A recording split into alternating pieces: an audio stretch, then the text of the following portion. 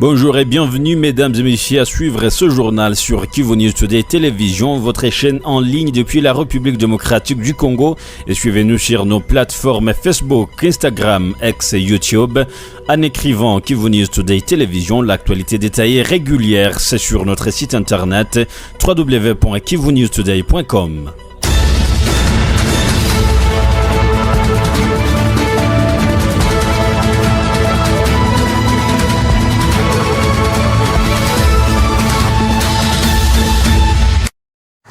À Goma, chef-lieu de la province Nord Kivu, la communication humanitaire a été au cœur des échanges ce mercredi 2 avril 2026.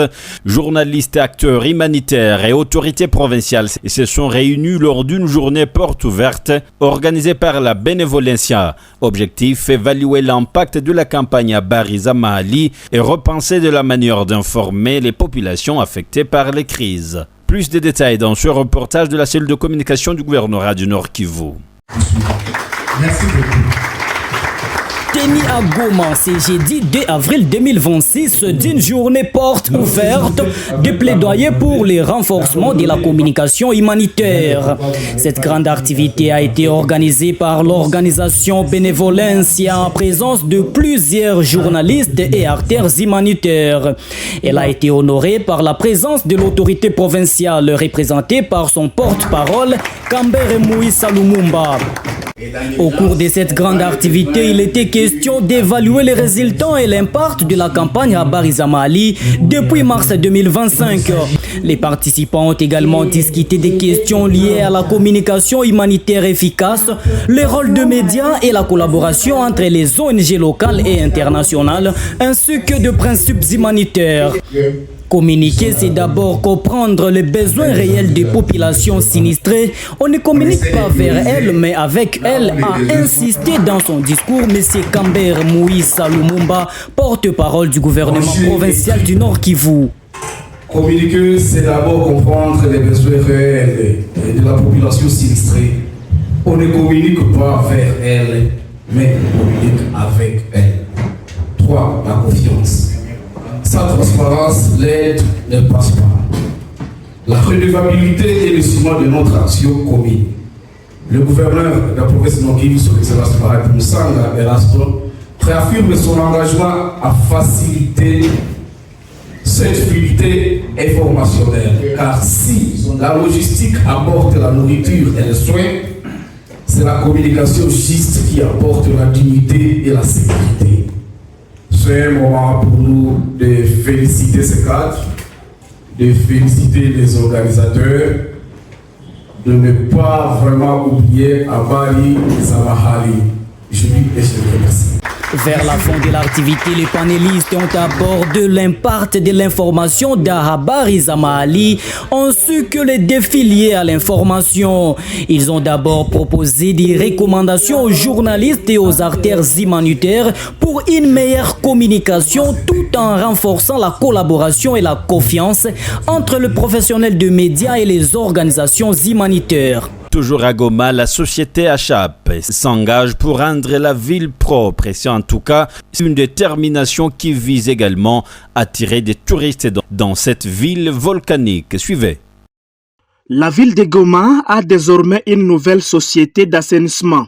Il s'agit de l'Association pour les sauvegardes de l'hygiène, assainissement et protection de l'environnement HAP en sigle.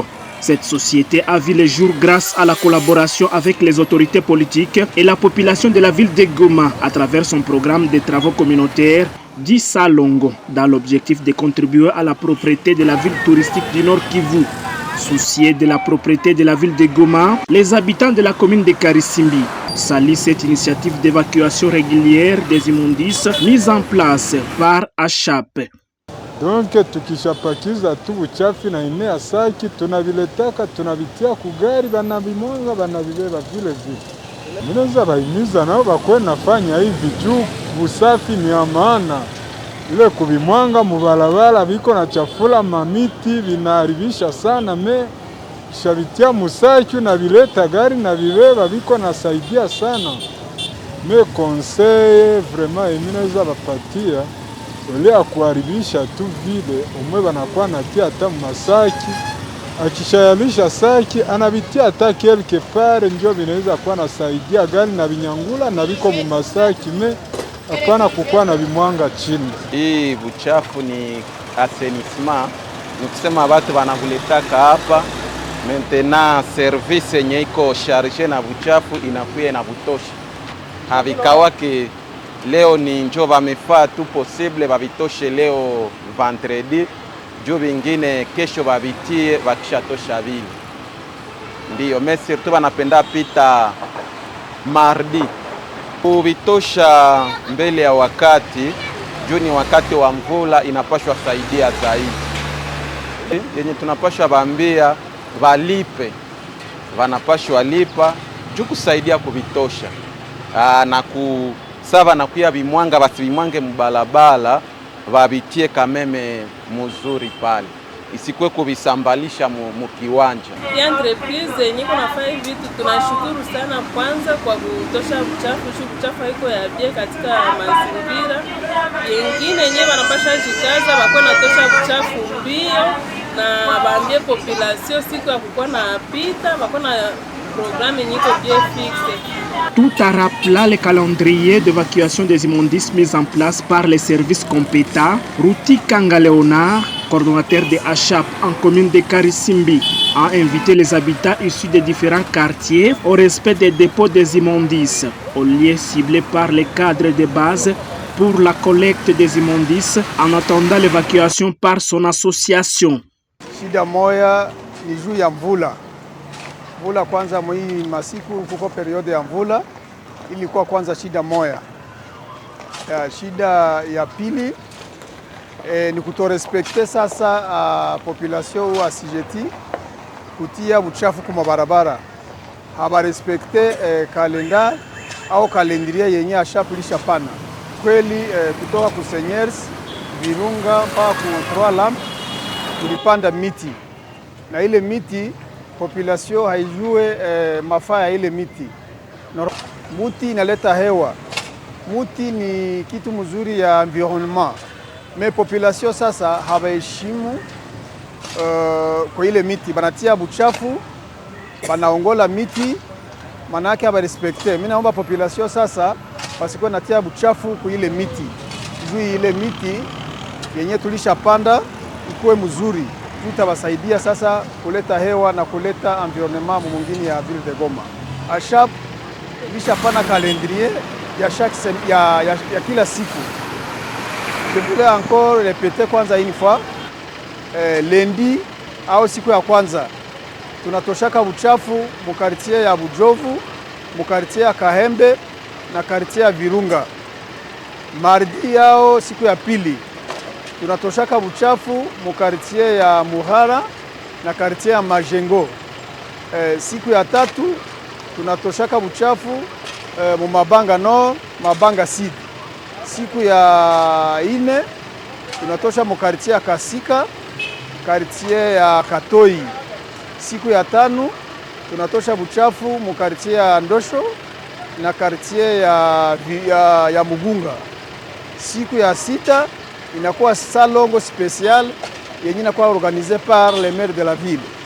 Sasa naomba wakaaji wa mji wa commune de Karisimbi kukuwa wana respecte kwanza ile calendrier juu tuko na kwa tuwatosheye buchafu siku ya yenye tulishabambia suiva ile kalendari yenye tulishawapatia. Ndio maana sasa tunabambia na kwenye buchafu bukingali tutaendelesha kubutosha. Tutabutosha me ba respecte kwanza ile calendrier yenye tushawapatia. Ni kuomba kwanza population ya commune de Karisimbi. Normalement assainissement ni contrepartie. Huko mchango tunabalomba ile mchango au ile taxe d'assainissement kwa kuwe na ipana vile inastahili. Ile mchango itatusaidia nini? Ya kwanza itatusaidia kulipa ba mama wenyewe wanafadiaka barabara. Ya pili itatusaidia kulipa batu wenyewe wanatia uchafu mugari. Ya tatu itatusaidia kulipa karibira. Ya ine itatusaidia kulipa magari. Ya tano na baja ya service ya HAP. Ile mchango sasa tukisaidiana itatusaidia normalement kufanya ile kazi mzuri, na ile kazi tukaifanya mzuri, mji wetu wa Goma precisement commune de Karisimbi itakuwa propre na itakuwa mzuri.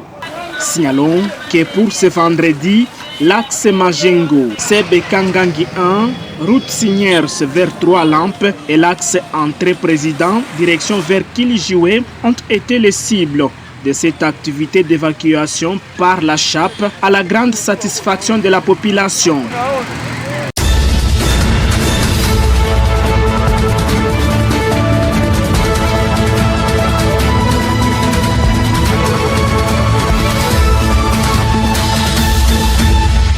L'opposant congolais Moïse Katumbi Chapwe, président du parti Ensemble pour la République, a fermement rejeté toute tentative de modification de la loi fondamentale. S'exprimant vendredi, l'ancien gouverneur de l'ex-province du Katanga a insisté sur le caractère sacré de l'engagement constitutionnel, estimant qu'il ne saurait être remis en cause pour les intérêts politiques. L'heure est grave, le temps est venu. Nous avions quitté le pays en 2015. Voilà aujourd'hui. Le débat est encore là, où on veut toucher à notre constitution, où on veut changer notre constitution. J'ai dit non. Je demande à la population congolaise d'être éveillée et de dire non à ces changements constitutionnels. Nous avons besoin de la paix dans notre pays. Nous avons besoin de l'unité de notre pays. Aujourd'hui, nous avons ce que j'appelle le professeur de malheur. Au lieu d'utiliser leur intelligence pour le développement du pays, ils veulent utiliser leur intelligence pour la destruction de notre pays. Soyons prêts. Il a notamment rappelé que la démocratie repose sur l'alternance au pouvoir, soulignant qu'il y a un temps pour servir le peuple et un temps pour lui restituer le pouvoir. S'appuyant sur l'article 64 de la Constitution congolaise, Moïse Katumbi Chapwe a également évoqué le droit et le devoir de chaque citoyen de s'opposer à toute prise de pouvoir jugée illégale ou contraire aux dispositions constitutionnelles. L'article 64 est là pour nous protéger. Nous devons nous défendre corps et âme pour qu'on ne touche pas notre Constitution. Ce n'est pas la Constitution qui permet la mauvaise gouvernance qui est dans notre pays aujourd'hui. Ce n'est pas à cause de la Constitution que nous n'avons plus de route. Nous avons la meilleure Constitution du monde. Ce n'est pas à cause de la Constitution que les fonctionnaires de l'État sont très mal payés. Ce n'est pas à cause de la Constitution que les enfants à Kinshasa meurent de faim dans toute la République et dans les autres provinces. Ce n'est pas à cause de la Constitution qu'on ne donne pas de l'emploi à mes frères et sœurs congolais. Mes chers amis, disons non à ces changements constitutionnels. Aujourd'hui, si nous avons la guerre à l'est de notre pays et ajouter encore d'autres problèmes, c'est parce qu'il y a eu des élections chaotiques dans notre pays. On veut encore ramener d'autres problèmes. Disons non. Ce message, perçu par certains analystes comme une mise en garde, intervient alors que des voix s'élèvent au sein de la majorité présidentielle pour défendre l'idée de la révision constitutionnelle. Certains responsables proches du pouvoir estiment en effet qu'une réforme pourrait être nécessaire pour adapter les institutions aux réalités actuelles du pays. Aujourd'hui, le débat autour de la Constitution, c'est devenu un débat stérile parce que vous allez comprendre avec moi que ceux-là qui sont en train de s'y opposer ne comprennent pas la quintessence de cette révision. Et puis, vous le savez très bien, la Constitution n'est pas une Bible. Ça veut dire qu'elle peut à tout moment être révisée. Et d'ailleurs, elle-même, elle prévoit sa révision. Et aujourd'hui, la réalité que la Constitution qui a été mise en place en 2006 sous Joseph Kabila n'est pas conforme à la réalité actuelle sur le terrain. Ça veut dire qu'il faudrait remettre en place une Constitution qui devrait répondre aux besoins réels. Dans ce contexte, la question constitutionnelle s'impose une nouvelle fois comme un enjeu central du débat politique en RDC, ravivant les tensions entre partisans du respect strict de la loi fondamentale et ceux qui plaident pour son évolution.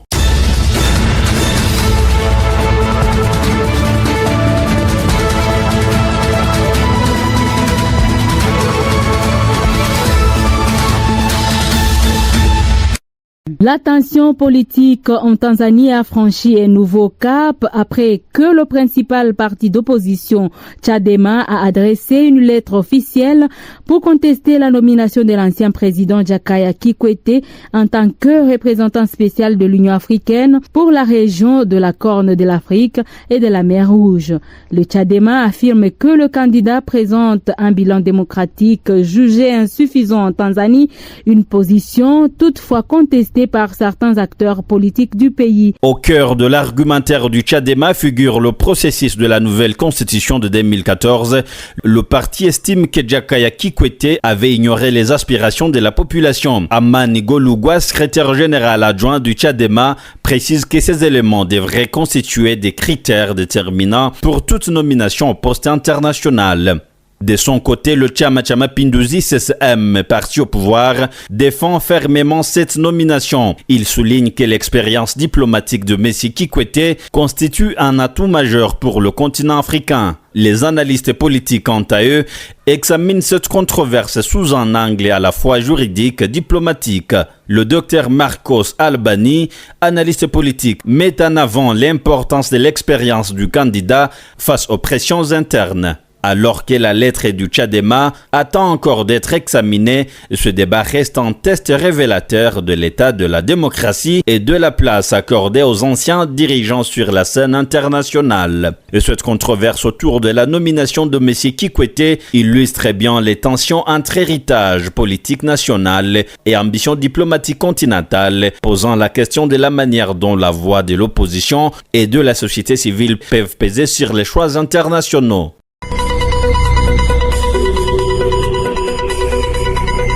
Et c'est la fin de cette édition du journal sur Kivu News Today Télévision. Merci à vous de l'avoir suivi. L'actualité continue sur www.kivunewstoday.com.